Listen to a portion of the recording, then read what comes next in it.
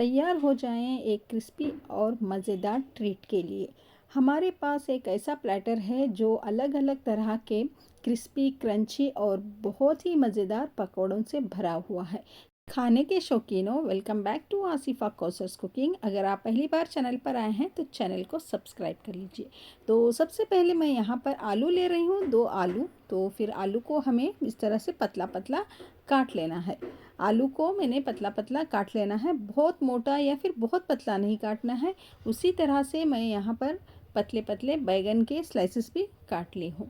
यहाँ पर मैं ले रही हूँ 1.5 कप बेसन का आटा। एक बेसन का घोल बना रहे हैं। फिर इसमें मैं डाल रही हूँ 2 चम्मच चावल का आटा, इसे क्रिस्पी बनाने के लिए। 1 चम्मच नमक मैंने डाल दिया है, काला नमक थोड़ा सा डाल दिया है। 1/4 टीस्पून हल्दी, 1 टीस्पून मैंने लाल मिर्च डाल दिया है, 1 टीस्पून कुटा हुआ धनिया, 1/2 टीस्पून क्रश चिल्ली, 1/2 टीस्पून जीरा डाल दिया है और 1/2 टीस्पून मैंने यहाँ पर अजवाइन ली है, जिसे मैंने हाथ से थोड़ा सा घिस कर इसमें डाल दिया है ताकि इसका टेस्ट एनहांस हो जाए। फिर इसमें मैं डाल रही हूँ 1 चम्मच चाट मसाला पाउडर। फिर अब हम इसमें डालेंगे थोड़ा सा गरम किया हुआ तेल, 1 चम्मच के लगभग मैंने तेल लिया है। इसे एक बार अच्छे से मिक्स करेंगे और थोड़ा सा पानी डालते हुए हम इसे मिक्स करते जाएंगे। एक ही बार में हमें बहुत ज़्यादा पानी नहीं डालना है, थोड़ा थोड़ा पानी डालेंगे और इसकी कंसिस्टेंसी हम एडजस्ट करते जाएंगे। तो आप देख सकते हैं अब ये हमारा बैटर अच्छे से बन गया है, इसकी ये कंसिस्टेंसी होनी चाहिए। अब इसमें मैं थोड़ा सा कुकिंग सोडा डाल रही हूँ, थोड़ा सा पानी डाल के एक बार इसे फिर से हम मिक्स करेंगे। तो अब हमारा ये बैटर बनकर तैयार है। दूसरी तरफ तेल गर्म होने के लिए रख दिया था मैंने। तो अब इसमें मैं पहले फ्राई कर रही हूँ आलू के पकोड़े। तो अभी इसमें हम डिप करते जाएंगे और इस तरह से इसमें छोड़ते जाएंगे। मीडियम फ्लेम पर हमें फ्राई करना है, बहुत हाई फ्लेम पर हमें इसे फ्राई नहीं करेंगे। जब ये एक तरफ से हो जाएंगे तो हम इसे दूसरी तरफ से पलटेंगे। अलट पलट करते हुए हम इस पकौड़ों को फ्राई करना है। अगर वीडियो अच्छी लग रही है तो वीडियो को लाइक और शेयर ज़रूर करिएगा। तो ये आलू के पकौड़े बनकर तैयार हैं। अब हम इसे एक प्लेट में निकाल लेते हैं। आज मैं आपको बना के दिखा रही हूँ बहुत सारे पकोड़े, तो इसलिए वीडियो को एंड तक ज़रूर देखिए। इसके बाद मैं इसमें डाल रही हूँ पालक के पकोड़े। तो फिर पालक को मैंने लंबे लंबे थोड़ा डंडियाँ रख के इसे चुन लिया था, छोटे छोटे पत्तों को। इसे भी इसमें डिप करके मैंने इसमें तल लिया है। तो पालक के पकोड़े भी अब हमारे बनकर तैयार हैं। अब बारी आती है बैगन के पकोड़े। इसमें थोड़ा सा नमक और मिर्च मैं इसके ऊपर थोड़ा सा स्प्रिंकल कर रही हूँ। फिर इसे भी इस बैटर में हम डिप करेंगे और इसी तरह से इसे भी हम फ्राई करते जाएंगे।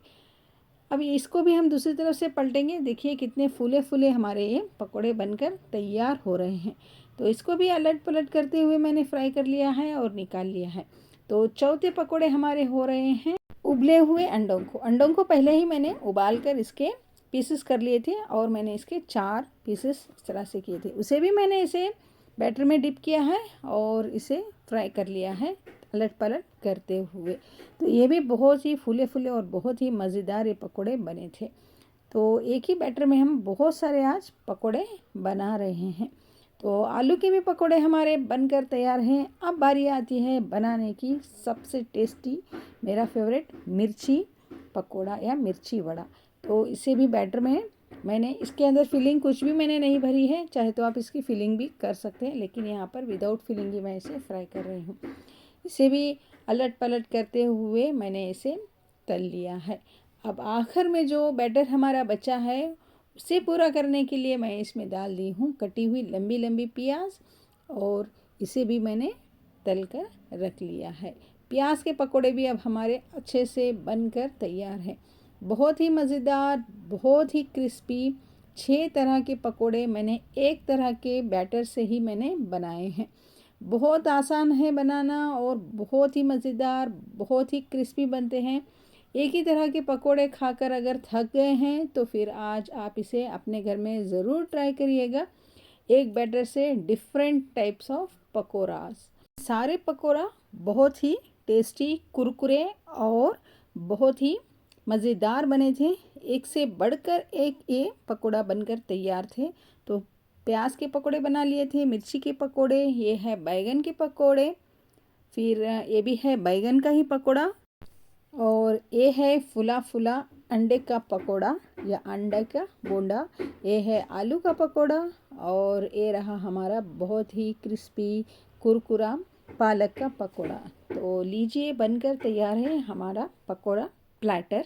उम्मीद करती हूँ कि आपको मेरी ये रेसिपी पसंद आई होगी। अगर रेसिपी पसंद आई तो आप भी इसे अपने घर में ज़रूर ट्राई करिएगा और हमें कमेंट करके बताइए कि आपको हमारी ये रेसिपी कैसी लगी। इसे मैं सर्व की हूँ टमाटर और पुदीने की चटनी के साथ। वाह क्या कहूँ, इसका मज़ा तो इतना हाई लेवल का था कि मैं बयान नहीं कर सकती। सारा पकोड़ा प्लेटर एक झटके में ही ख़त्म हो गया है।